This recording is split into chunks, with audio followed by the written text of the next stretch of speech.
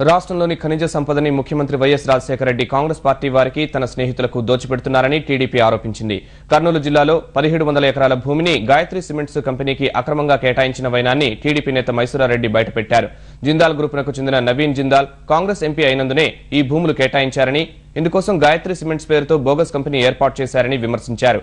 కర్నూలు జిల్లా బిలకుల గూడూరు గ్రామంలో దాదాపు 1700 ఎకరాల భూమిని గాయత్రి సిమెంట్స్ కు 20 ఏళ్ల లీజుకు ఇచ్చేందుకు అనుమతించడాన్ని తప్పుబట్టారు. గతంలో జిందాల్ సిమెంట్స్ పేరుతో చేసుకున్న దరఖాస్తుని మైనింగ్ శాఖ తిరస్కరించిందన్నారు. ఇది దృష్టిలో పెట్టుకుని ఇప్పుడు గాయత్రి సిమెంట్స్ పేరుతో దరఖాస్తు చేసుకుని అనుమతులు పొందారని వివరించారు.